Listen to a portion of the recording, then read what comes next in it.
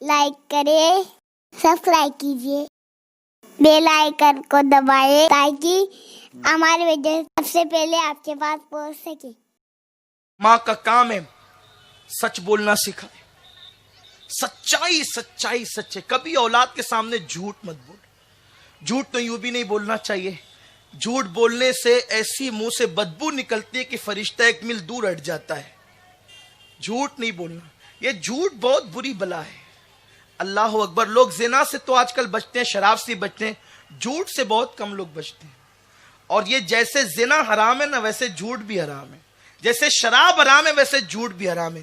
بلکہ انسان اگر صرف سچ بولے نا، صرف سچ بولے، اور سچ بولنے والا ہی بہت بلندی پہ جاتا ہے۔ میرے آقا سرکار غوث پاک سے کسی نے پوچھا، غوث پاک آپ کو اللہ نے اتنا بلند مرتبہ کیسے دیا؟ کہا دو چیزوں سے، سچ بولتا تھا، حلال کھاتا تھا، اللہ نے یہ مرتبہ عطا فرمایا۔ اور آپ کی زندگی کا وہ واقعہ جو چھوٹی سی عمر کا ہے، ماں نے 40 دینار سلے تھے کپڑوں میں، کہا بیٹے جھوٹ نہیں بولنا۔ کتنا مشہور واقعہ، بیٹے جھوٹ نہیں بولنا، بس ایک بات، بہت لمبی چوڑی وصیت نہیں، بیٹے جھوٹ نہیں بولنا۔ اور اگر میں سمجھتا ہوں کہ ہم سب آج یہ عہد کر لیں کہ جھوٹ نہیں بولنا، بس آج کی محفل کامیاب ہے، اور یہ محفل کل کی کامیابی کی ضمانت ہے۔ عہد کر لو جھوٹ نہیں بولنا۔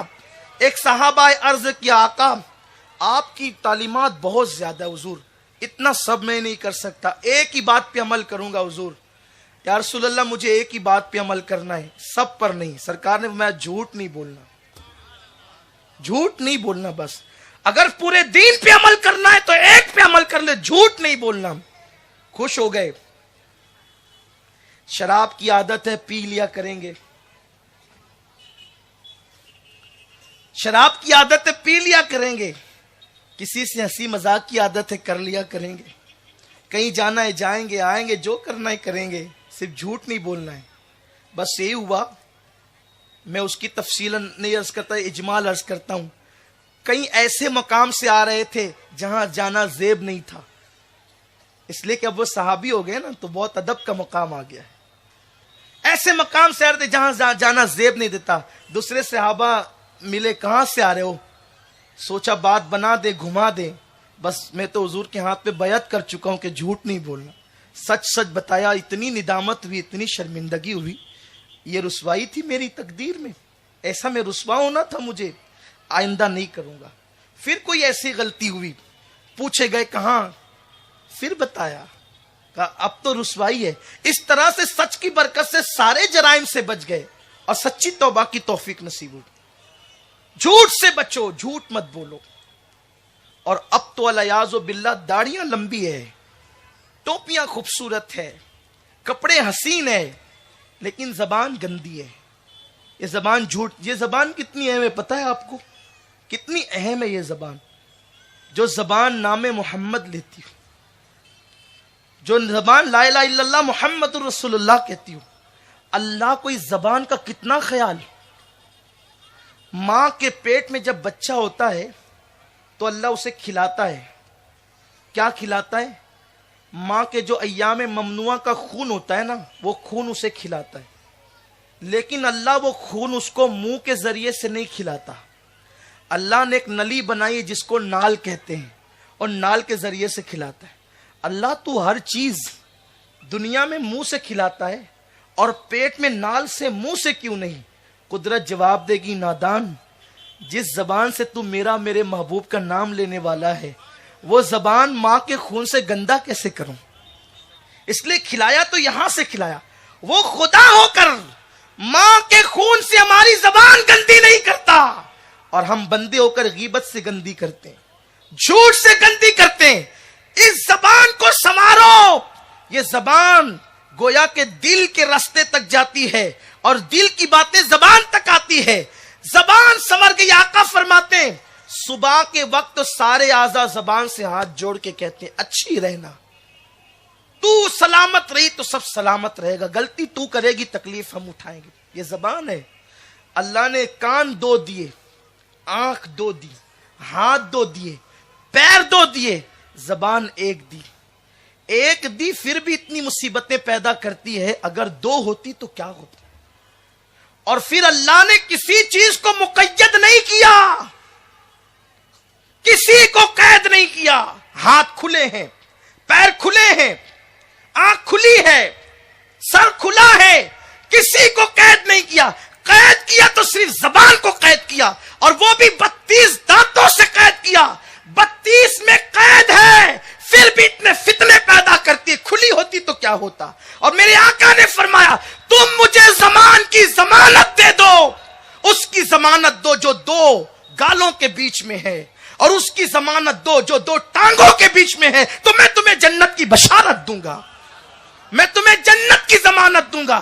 یہ ہے زبان. زبان سے سچ. آج تو لوگ کہیں سچ بولیں گے تو پکڑے جائیں گے. ہم کہتے ہیں نا, اللہ کے حکم پہ عمل کرنے سے نقصان. اگر مومن ہو تو یقین کر لو اللہ کے حکم پہ عمل کرنے سے نقصان نہیں ہو سکتا.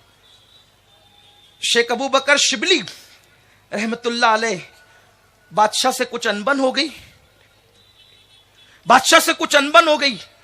بادشاہ کے سپاہی پکڑنے کو دوڑے. سوچا چلو جو پیر جنید بغدادی آخرت میں بچائیں گے وہی دنیا میں بھی بچا لیں گے. دوڑے دوڑے پیر کی خانقاہ میں گھسے. حضرت پولیس دوڑا رہی ہے, سپاہی دوڑا رہے ہیں. کہا جا خانقاہ میں بیٹھ جا.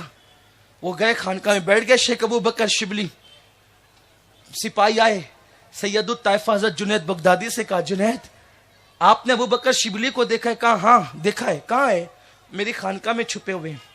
یہ سوچنے لگے یا اللہ ایک ایسا پیر ہے, چھپایا بھی بتایا بھی تو جان کے لالے پڑ گئے.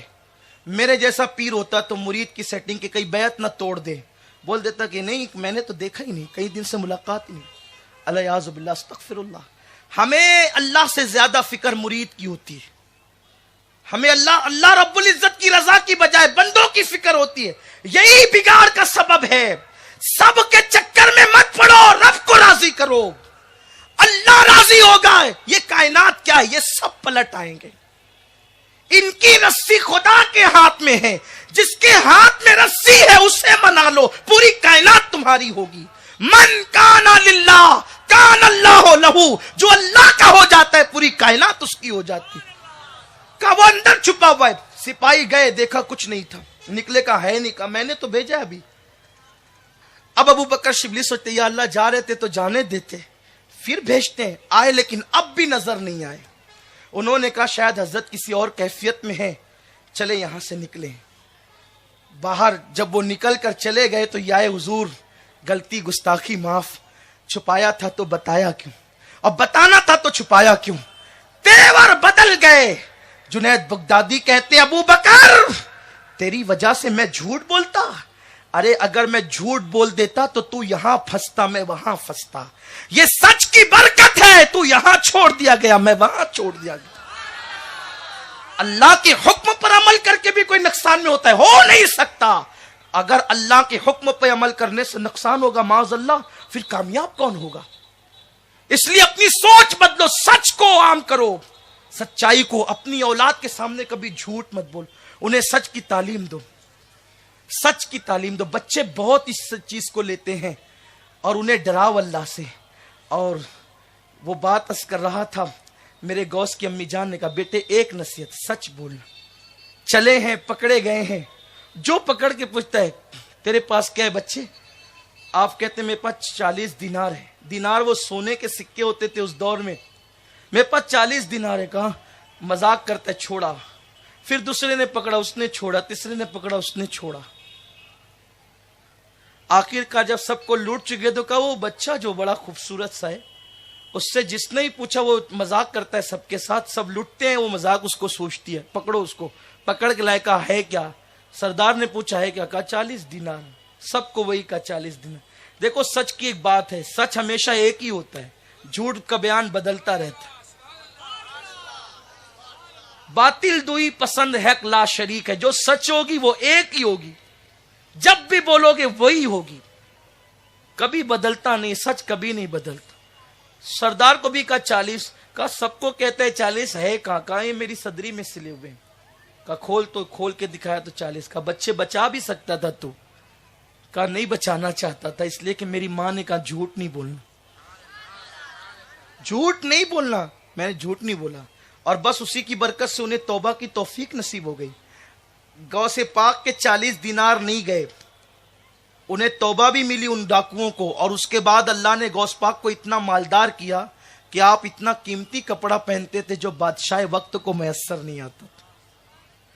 ہماری بہنیں سوچیں, کھانے کے وقت بچوں کو بتائیں کھانے سے پہلے نمک چکھیں, کھاتے وقت بچوں کو بتائیں اپنے آگے سے کھائیں, بسم اللہ پڑھ کے کھائیں, چھوٹے لقمے لیں, بچوں کو بار بار کھانا نہ دیں, بار بار کھانا بچوں کو نہ دیں جب تک کہ ایک وقت کا کھانا ہضم نہیں ہو. دوسری, ہر ماں باپ چاہتے ہیں میرے بچے کھائیں, بچوں کو زیادہ کھلانا مضر ہے. کماتی ہم بچوں کے لیے لیکن ہمیں تربیت بھی تو کرنی ہے. کمنٹ شیئر ضرور کریے.